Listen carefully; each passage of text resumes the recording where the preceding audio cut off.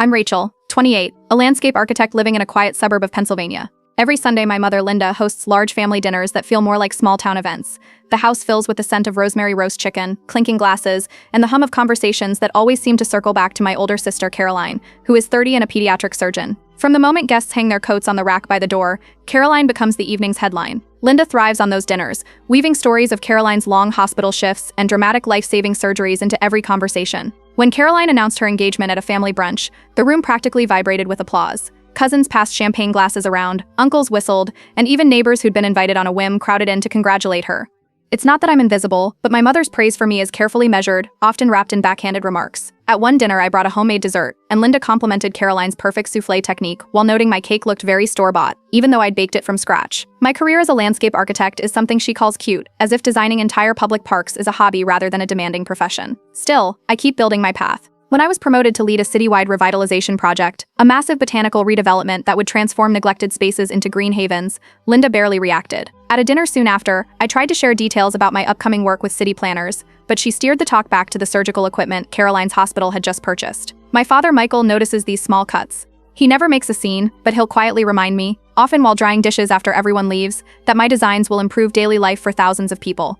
His steady presence keeps me grounded. Meanwhile, wedding planning for Caroline became the unofficial theme of every gathering. Each Sunday dinner morphed into a planning session, with Linda spreading color swatches and menu cards across the dining table. Cousins and aunts greeted Caroline first, their eyes shining as they asked about dress fittings and venue tours. I'd slip into conversations where I could, but most nights I ended up in the kitchen refilling pitchers of water, half listening to stories about cake tastings and floral arrangements. Then came a spark I couldn't ignore. A regional magazine featured my latest project on its cover, highlighting the way I'd turned an abandoned rail yard into a vibrant community park. The recognition was more than a personal victory. It was a chance to show my family what I'd been quietly accomplishing. Soon after, the city's mayor invited me to present my vision for the new botanical redevelopment at a public event.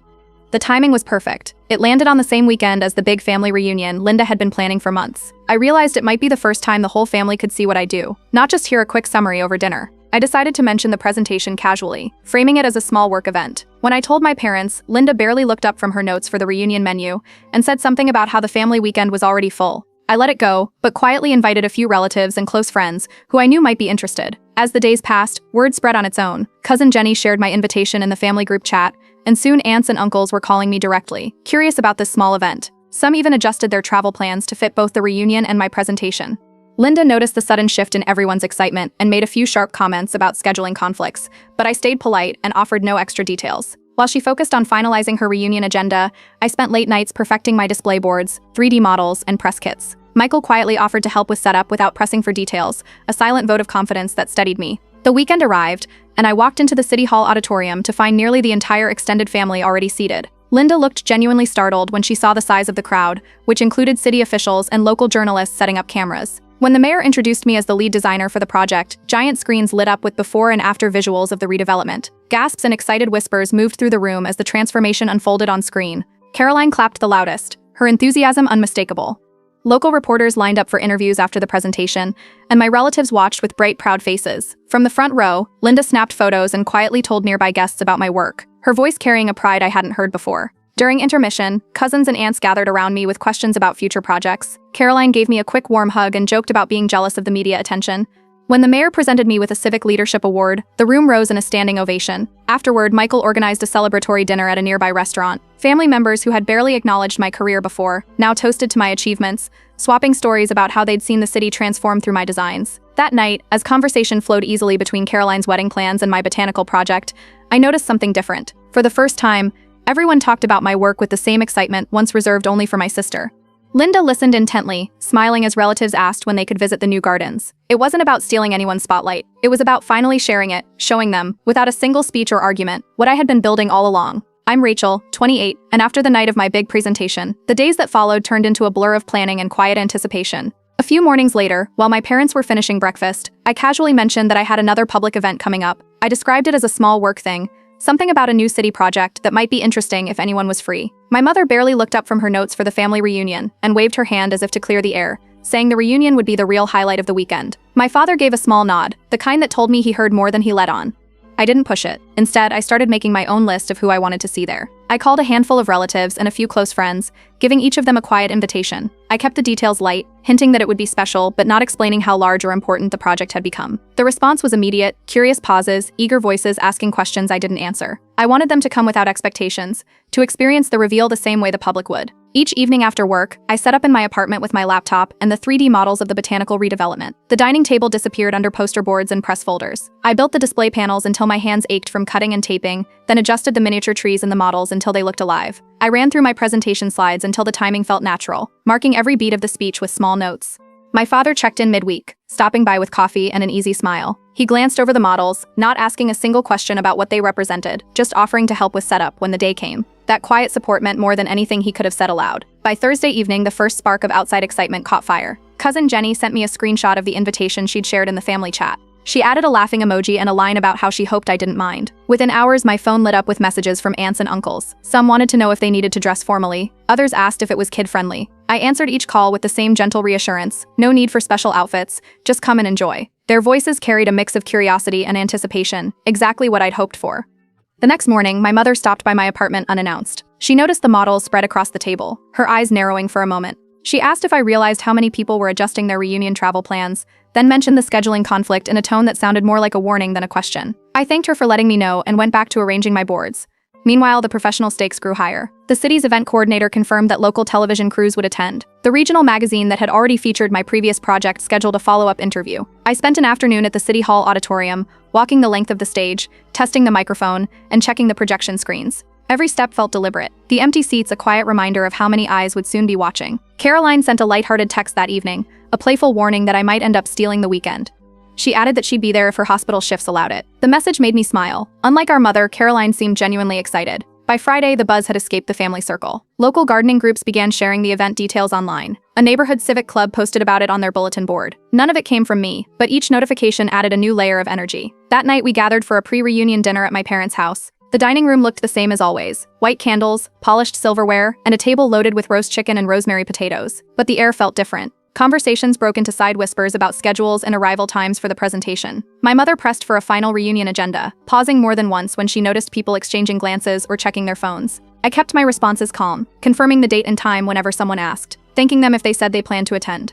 I didn't reveal the scale of the project or the presence of media crews. The less they expected, the more striking the reveal would be. The final countdown arrived quickly. On Saturday morning, I loaded the display boards and models into the back of my father's car. He met me at the City Hall auditorium to help set up, carrying boxes of brochures while I adjusted the last details of the stage lighting. Volunteers arranged rows of chairs as sunlight streamed through the tall windows, casting warm patterns across the polished wood floor. Outside, the buzz grew louder. Families strolled in, carrying reusable coffee cups, their voices bright with weekend energy. Journalists checked equipment near the entrance, testing cameras and setting up tripods. I caught glimpses of familiar faces, cousins I hadn't seen in years, aunts with small children in tow, even a few neighbors from our street.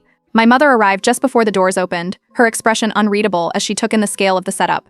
Caroline walked beside her, waving when she saw me near the stage. The crowd swelled until every seat filled, and people lined the walls, chatting while they waited for the program to start. The mayor stepped to the podium and welcomed everyone, his voice carrying easily through the hall. He introduced me as the lead designer of the city's new botanical redevelopment, describing the project as a transformation of abandoned urban spaces into thriving green parks. Applause rippled through the room as I walked forward. The lights dimmed, and the first slide appeared on the massive screen, a barren stretch of cracked pavement. As I spoke, the image shifted to show a vibrant garden with walking paths and fountains. Gasps and murmurs spread through the audience.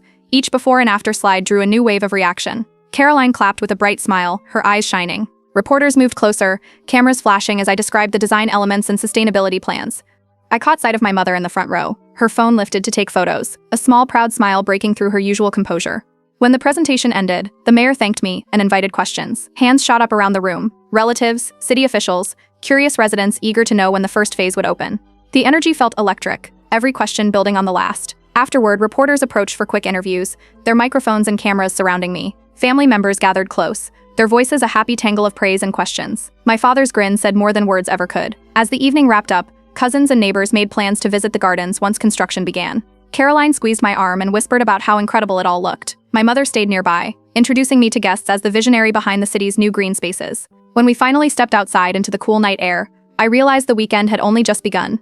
The family reunion still awaited, but the balance had already shifted. Everyone now carried the image of what they'd seen, proof of the work I'd been quietly doing all along, and nothing could take that away. I'm Rachel, 28, and the morning after the family reunion kickoff felt like the calm before another storm of activity. I reached the City Hall auditorium before sunrise, long before the first guests were expected. The hall was quiet, except for the sound of stagehands setting up the final pieces of lighting. I walked the aisles, checking every detail, rows of chairs lined in perfect symmetry, soft garden-themed banners hung along the walls, and the giant screens ready for the before and after visuals of the botanical redevelopment. The faint smell of fresh flowers drifted from the arrangements placed near the stage, a last-minute touch I'd requested the night before. As the clock ticked closer to showtime, I spotted my father at the entrance carrying a box of extra brochures. He gave a quick wave and joined the volunteers, helping them stack programs on each chair. The quiet space began to fill with footsteps and voices. First came a few curious neighbors, then city officials with clipboards, and soon the lobby buzzed with the sound of cameras and reporters testing their equipment. Within the next half hour, a flood of familiar faces poured in. Cousins I hadn't seen in years, aunts wearing bright scarves, uncles balancing cups of coffee, and even distant relatives who rarely attended family events. Nearly the entire extended family arrived, far more than I expected. Their cheerful greetings mixed with the clicks of camera shutters. My mother entered moments later, pausing at the doorway when she saw the size of the crowd and the professional camera crews mingling with relatives. Her eyes swept the room, taking in the lights, the equipment, and the quiet excitement humming through the audience. I caught a glimpse of Caroline weaving through the crowd with her fiancé. She waved and headed toward the front row, smiling wide when she saw me. Reporters set up near the stage, adjusting tripods and microphones while volunteers guided guests to their seats. The murmur of conversation grew louder as more people filled the hall until every chair was taken and people stood along the back walls. The house lights dimmed and a hush spread over the room. The mayor walked onto the stage, his voice strong and clear as he welcomed everyone. He spoke about the city's commitment to revitalizing neglected spaces and introduced me as the lead designer of the new botanical redevelopment. He highlighted my work transforming urban areas into thriving green spaces, pointing toward the large screens as they flickered to life. The first image appeared, a stretch of cracked pavement and rusted fences, a forgotten corner of the city. As I began to speak, the slide shifted to a vibrant garden filled with winding paths, fountains, and lush greenery. Gasps rippled through the audience. The transformation was striking, and the reaction spread like a wave, soft exclamations, murmurs of surprise, and applause. Caroline clapped enthusiastically from the front row, her excitement unmistakable. Her fiancé leaned forward, clearly impressed by the scale of the project. Camera flashes lit up the room as the slides continued to show every phase of the design. I explained how native plants would reduce water use, how shaded seating areas would invite families to gather, and how the entire redevelopment aimed to bring fresh life to forgotten city corners. Reporters edged closer to the stage, capturing every moment. I moved from slide to slide, pointing out the features and highlighting the partnerships that made it possible. When the final image, a panoramic view of the future garden, appeared, the audience burst into loud applause. Local television crews rushed forward with microphones as soon as I stepped away from the podium. They asked about the design process, the timeline, and my inspiration for the project. Cameras clicked and bright lights followed as I answered each question, aware of relatives watching from a few feet away. From the front row, my mother held her phone high, snapping photos and sharing quiet details with guests seated nearby. I overheard her explaining how many years I had worked on urban green space projects, her voice filled with something close to pride. She leaned toward a neighbor and pointed to the screens, smiling as she described the transformation. When the mayor returned to the stage, he called me back for a special moment. He spoke about civic leadership and the importance of sustainable city planning, then presented me with a framed commendation for outstanding environmental innovation. The applause turned into a standing ovation. I saw Caroline on her feet first, clapping hard, her grin wide and proud. During the brief intermission, the space around me filled with family members and city residents eager to talk. Cousins gathered with excited questions about where the first gardens would be planted. Aunts asked about volunteering for the next phase. A few city planners invited me to future meetings to discuss expanding the project. Their enthusiasm made the entire hall feel electric. Caroline found me near the edge of the stage and wrapped me in a warm hug. She laughed about how the media attention might outshine her wedding for a weekend and whispered that she couldn't believe the scale of what I'd created. Her fiancé joined her, offering a handshake and a quick compliment about how breathtaking the designs were in person. Nearby, my mother spoke with a neighbor, her voice carrying just enough for me to catch a few words. She described how proud she was of both her daughters and how exciting it was to see us each succeed in our own way. Hearing that felt like a quiet shift in the air, a change that had taken years to arrive. The event wrapped with another round of applause as guests lingered, reluctant to leave. My father suggested a celebratory dinner and quickly organized a gathering at a nearby restaurant. We moved as a group through the cool evening air, city lights reflecting on wet sidewalks after a light rain. The restaurant buzzed with warmth and chatter when we arrived, the long tables filling quickly with relatives and friends. Plates of pasta and roasted vegetables appeared while servers refilled glasses. Conversations flowed from one end of the table to the other. My cousins debated which park feature would be their favorite once construction began. Caroline shared a few wedding updates while others compared travel plans for the next family gathering. Instead of the usual single focus on her accomplishments, the talk balanced evenly between her wedding and the new gardens. My mother raised her glass in a quiet toast, her eyes sweeping over both Caroline and me. She spoke about family, community, and the pride she felt watching her daughters build lives that mattered. The words were simple, but the meaning landed with weight. The table erupted in clinking glasses and a chorus of cheers. As the night stretched on, relatives continued to ask questions about the redevelopment timeline and future projects. A few joked about hosting the next reunion in the finished garden. Michael collected the evening's menus and photos, tucking them into a folder as a keepsake. When we finally stepped back into the night, the family dispersed in small groups, still buzzing with excitement. Conversations about my work flowed as easily as the wedding plans that once dominated every gathering. For the first time, the attention felt shared, balanced in a way that seemed natural and lasting. Walking back to my car, I noticed the glow from the city hall windows down the street, where a few lights still burned. The images from the presentation lingered in my mind, bright gardens where cracked pavement once stood, and the sound of my family's applause carried like an echo long after the evening ended. The Monday after the presentation, I stopped by a corner cafe for coffee and spotted the morning paper on the rack. My project filled the front page. A wide photo showed the moment the mayor handed me the Civic Leadership Award, the backdrop glowing with images of the future gardens. The headlines stretched across the fold, bold letters announcing the city's commitment to green space. I picked up a copy and saw smaller photos of the crowd, including Caroline in mid-applause and my mother taking pictures from the front row. By the time I reached my office, the article had already made its way across town. Messages filled my inbox from city planners, architects, and residents I barely knew. A call came in from a township a few miles away, asking if I would meet their planning board to discuss similar redevelopment. Another email came from a neighboring city's environmental committee, eager to learn how to replicate the design. The attention spread faster than I expected. Late that afternoon, a delivery arrived at the reception desk, a large bouquet of bright yellow lilies with a handwritten note. Caroline had sent it, the card tucked between the stems with a message about how proud she was and how the presentation had inspired her. The flowers added a fresh scent to the office that carried into the hallway, drawing comments from coworkers who passed by. The next morning, while I organized files for upcoming meetings, a knock sounded at my apartment door. My mother stood there holding a paper bag from a local bakery. She stepped inside, setting down a box of warm pastries. It wasn't a typical visit. She looked around, taking in the neat rows of plans and the framed magazine cover on the wall. After a quiet moment, she nodded toward the newspaper lying on my coffee table and said the coverage was truly impressive. The words were simple, but the shift was unmistakable. Throughout the week, my phone stayed busy with messages from relatives. Cousins sent snapshots of the newspaper article, some circling their own faces in the background of the photos. Aunts left cheerful voicemails about how proud they were and asked when the next event would happen. Each call added another layer of excitement to the days. Midweek, I met with the mayor's advisory board in a tall glass building downtown. The meeting room overlooked the river, sunlight glinting off the water as city planners discussed funding a second large-scale green space project. They asked detailed questions about soil preparation, irrigation systems, and ways to involve local schools in the design phase. The conversation stretched through the morning, ending with an invitation to draft a proposal for the next project. Not long after, I received emails from several school administrators. They wanted me to visit classrooms to talk about urban gardening and sustainable landscape design. One elementary principal asked if I could help their students start a small rooftop garden. The requests came from different neighborhoods, each eager to connect children with the idea of reclaiming city spaces. That evening, Caroline called with an idea. She suggested a joint family dinner to celebrate the project, something informal where everyone could relax and talk without the rush of a public event. We picked a Saturday night and sent a group text to invite everyone. Replies came quickly, cousins adding smiley emojis, uncles confirming they'd bring dessert, and a few friends from my office asking if they could join. On Thursday, my father arrived at my apartment carrying a thick scrapbook. He set it on the table and flipped through pages filled with photos, clippings, and notes from every project I had worked on since college. He had quietly collected them for years without saying a word. The careful arrangement of each page said more than any speech. Meanwhile, at her weekly book club, my mother surprised everyone by sharing the newspaper article and a few of the presentation photos. A neighbor later told me how she spoke with excitement about the project and fielded a dozen questions from curious friends. Word of her enthusiasm reached me before she mentioned it herself, another sign that something had shifted. Toward the end of the week, an email arrived from a private client who owned a large estate on the outskirts of the city. He wanted to hire me to design an ambitious personal garden with water features and rare plant species. The scale of the project sounded challenging, but intriguing, and we scheduled an initial meeting to discuss ideas. Even the small moments carried new recognition.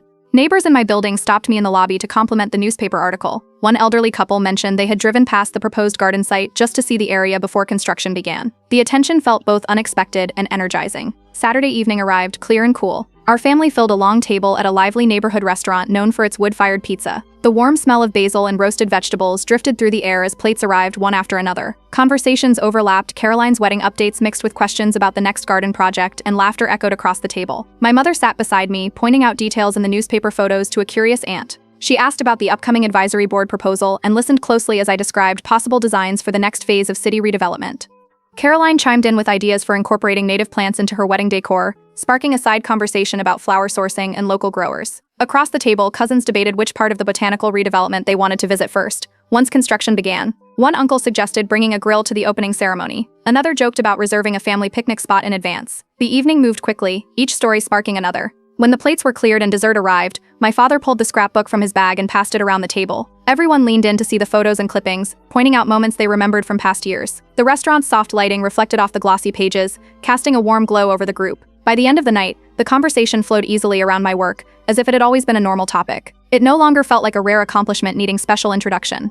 Relatives asked when the next public presentation would be, assuming they'd attend without question. Caroline talked about including a small garden path at her wedding venue, and asked me to sketch ideas before the next family gathering. Walking back to my car under the streetlights, I noticed how natural the evening had felt. My projects had become a steady part of family conversation, something everyone looked forward to hearing about. The quiet shift from surprise to expectation had settled in, woven through every interaction and every shared plan for the months ahead. A week after our family dinner, my phone rang with a call from an editor at a well-known regional lifestyle magazine. They wanted a full feature on the city's botanical redevelopment, and my role in the broader revitalization work. We scheduled a photo shoot and interview for the following Thursday. The photographer arrived early, carrying softbox lights and camera bags, while the writer set up a small recorder on my office desk. They walked with me through the garden plots already breaking ground, snapping pictures as I explained how each section would grow. That same afternoon, an email from City Hall confirmed a major decision. The City Council had voted to expand the project into 2 additional neighborhoods, funding a larger network of green corridors that would connect several districts. The message included a formal request for new design proposals and a tentative timeline for breaking ground in early spring. I printed the approval letter and pinned it to my office board, the first step toward a bigger transformation. 2 days later, a thick cream envelope arrived in the mail. Caroline's engagement party invitations were inside, embossed with gold lettering and a watercolor illustration of a farmhouse surrounded by trees. The date was set for a Saturday evening in midsummer. I read the details twice, remembering how family attention had balanced out recently and wondering if the upcoming party might shift the focus back toward her. That weekend, I stopped by my parents' house for coffee. My mother greeted me at the door and before mentioning anything about wedding plans, asked how the new expansion would change the design work. She listened as I explained the council's vote, nodding and asking small but thoughtful questions. Only after a few minutes did she mention table settings for Caroline's party. The order felt different, my work first, wedding details second. On Monday morning, a new email stood out among the messages in my inbox. A national environmental nonprofit invited me to present at their annual conference in Chicago. They wanted a keynote address about large-scale city green spaces and sustainable community planning. The conference drew experts from across the country, and the invitation included travel and lodging arrangements. I confirmed the date and added it to my calendar, aware that it would happen just a few weeks after Caroline's party. The evening of the engagement celebration arrived with warm weather and a clear sky. The restored farmhouse sat on a gentle hill outside town, its wide porch strung with soft lights. A trio of musicians played acoustic guitar near the entrance, while servers carried trays of sparkling drinks. Guests mingled on the lawn as the scent of roasted vegetables and herbs floated from the open kitchen windows. Caroline stood near the front steps in a light blue dress, greeting each arrival with a hug. Her fiancé stayed close, shaking hands and guiding relatives toward the tables set under a canopy of lanterns. When I stepped onto the lawn, cousins waved from across the yard, and a group of aunts surrounded me almost immediately. They asked about the expanded garden project, wanting to know when the first groundbreaking would take place, and how they could volunteer. The conversation flowed with questions about native plants, community workshops, and the magazine photo shoot scheduled for later in the week. Caroline's fiancé joined us and asked about the new city council approval, remarking on how ambitious the designs looked in the newspaper sketches. He talked about how he and Caroline hoped to incorporate some of the botanical themes into their backyard once they bought a house. His easy praise drew more relatives into the discussion, and for several minutes the talk centered on the gardens and the upcoming national conference before anyone mentioned wedding details. Inside the farmhouse, tables held platters of roasted salmon, fresh salads, and handmade breads. A local baker had created a towering cake with edible flowers that matched the farmhouse decor. Musicians shifted to livelier tunes as people filled plates and moved in and out of the main hall. I joined a circle of cousins on the porch, answering more questions about the design expansion and the Chicago keynote invitation. Later in the evening, Caroline tapped her glass to gather everyone's attention.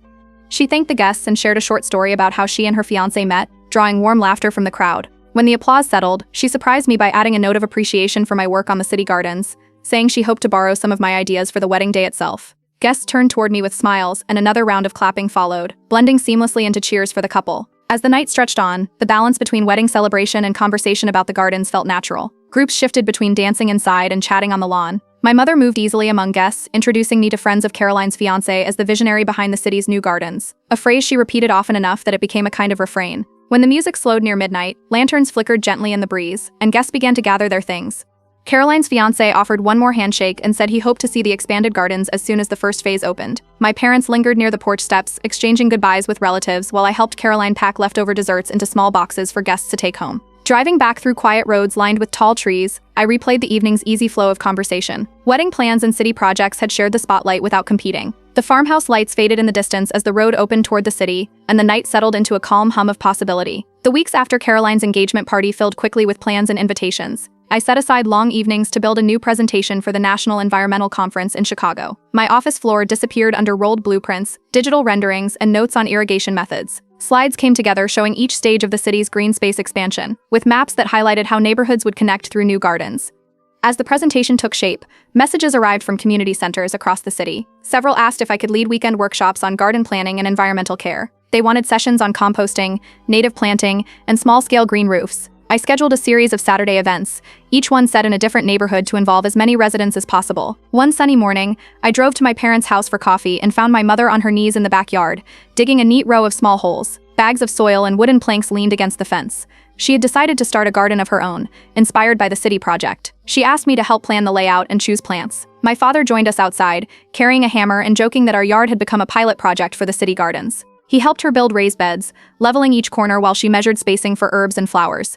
By evening, the first rows of soil stood ready for planting, and we marked spots for tomatoes, peppers, and a small patch of lavender. Meanwhile, Caroline finalized her wedding venue, an outdoor estate with sweeping lawns and tall oak trees. She called to ask if I would create a floral installation for the ceremony entrance. I agreed, and we set a weekend to shop for plants and decor. That Saturday, we spent hours at a large nursery just outside town. We compared rows of flowering vines, choosing wisteria and climbing roses for an archway. We walked through aisles of ferns and hydrangeas, debating colors for table arrangements. At the end of the day, we loaded the car with trays of seedlings and decorative lanterns, laughing as we fit everything into the trunk. Around the same time, a producer from a popular gardening podcast reached out. They wanted an episode about urban revitalization and asked me to share the story of the city project from start to finish. I recorded the session one quiet evening in my office, describing how abandoned lots could become public spaces. The episode aired the following week and drew messages from listeners across the country, some offering ideas and others asking for advice on starting similar projects. The city also planned a formal recognition ceremony to honor contributors to public spaces. The mayor invited me to City Hall, where officials presented a plaque for environmental leadership. Photographers captured the moment as applause filled the chamber. Local news outlets ran brief segments that evening, showing clips of the ceremony alongside images of the gardens under construction. Not long after, my mother hosted her book club for a luncheon in the backyard. The new raised beds, already sprouting herbs, made a perfect setting. She placed copies of the lifestyle magazine featuring my interview on each table, and shared stories about the conference invitation and the city expansion. Guests asked questions while sampling pastries, and she answered with bright details, clearly enjoying every moment. A week later, an unexpected email arrived from a nearby university's Department of Landscape Architecture. They offered me a part-time lecturing position to teach a course on sustainable urban design. The invitation included a flexible schedule to accommodate ongoing projects. I met with the department chair to discuss curriculum ideas and agreed to start with a short seminar series in the fall. Caroline surprised me one evening with an early gift, a sleek leather portfolio designed to carry large design plans. She handed it to me with a wide grin, saying it would be perfect for the conference and for all the proposals I'd be carrying between city meetings. The thoughtful gesture fit neatly into the steady support she had shown in recent months. With so many new events on the calendar, we decided to plan a family getaway.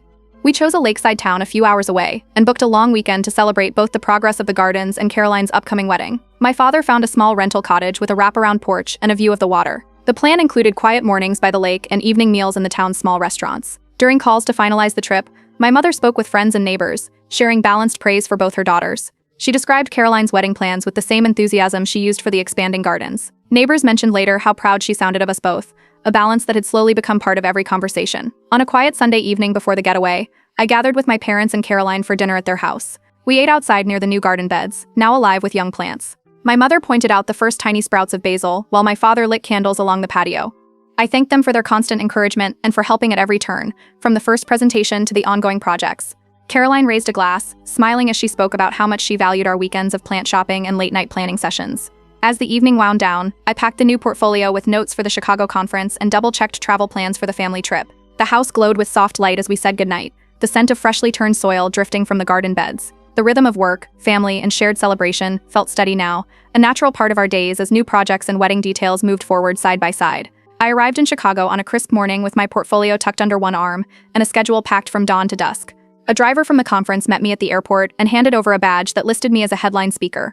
The hotel lobby buzzed with visitors carrying posters and rolled-up charts, conversations overlapping about green energy and city planning. The next day began with a networking breakfast in a sunlit ballroom filled with long tables. Urban planners from New York compared notes with sustainability experts from Portland and San Francisco. I joined a group discussing stormwater gardens, sharing details about the raised bed systems we used back home. Business cards traded hands as servers refilled coffee cups and set out trays of fresh fruit. By mid-morning, staff guided me to a large auditorium for the keynote session. Rows of seats filled quickly, the soft hum of conversation fading as the lights dimmed. I stepped onto the stage as the screens behind me lit with the opening slide. A barren lot transformed into a thriving green park. I spoke about soil restoration, native planting, and how to involve local communities so they feel true ownership of public spaces.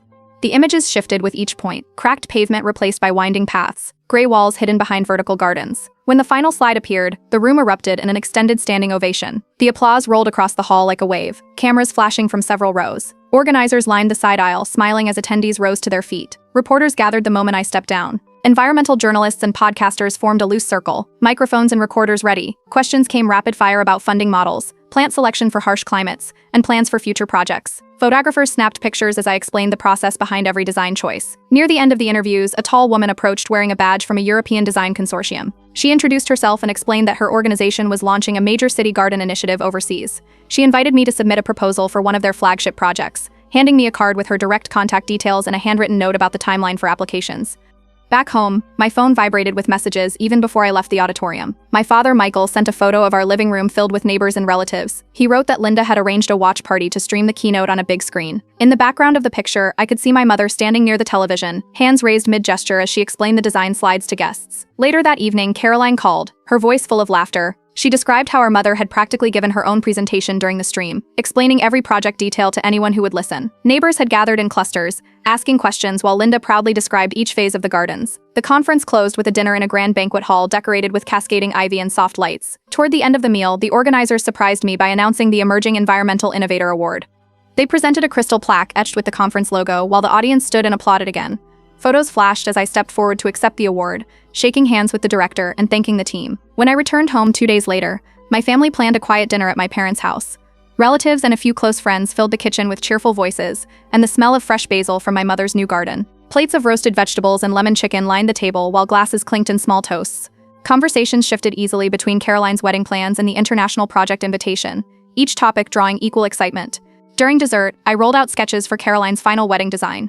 The plan featured an outdoor arch covered in native flowers and sustainable decor made from repurposed wood and natural fabrics. Caroline leaned over the table, tracing each section with her finger while relatives nodded in approval. We scheduled the installation day and divided tasks for arranging the plants and lanterns. The following weekend, Linda hosted her book club in the backyard. The raised beds had flourished under her care, basil and lavender filling the air with their scent. She led her friends along the paths, pointing out each plant and proudly explaining that I had guided the layout. Guests admired the neat rows and asked about her watering schedule, and she answered with a confidence that matched her new hobby. Later that night, Caroline and I took a slow walk through the neighborhood. We passed houses with porch lights glowing and talked about the busy months ahead, her wedding, the next city project, and the proposal for the European initiative. The cool air carried the scent of late summer flowers as we mapped out tasks for the coming weeks. Back at my apartment, I spread the European Consortium's materials across my desk. Application guidelines, project photos, and timelines covered the surface as I began drafting the proposal. I made notes about sustainable water systems and community gardens that could adapt to a different climate. At the same time, I kept a separate folder for Caroline's wedding installation plans, double-checking delivery dates for the climbing roses and lanterns. Each day blended professional work with family plans. Morning calls with city officials shifted into evening conversations about wedding decor. My mother sent updates on her garden's growth, tomatoes ripening faster than expected, lavender attracting more bees than she'd planned. Michael emailed a short video of the neighborhood children exploring the garden beds, laughing as they discovered tiny green sprouts. As the proposal draft took shape, the house stayed filled with reminders of how much life had changed. The sound of my mother's voice on family calls carried the same pride for both Caroline's wedding and my international project.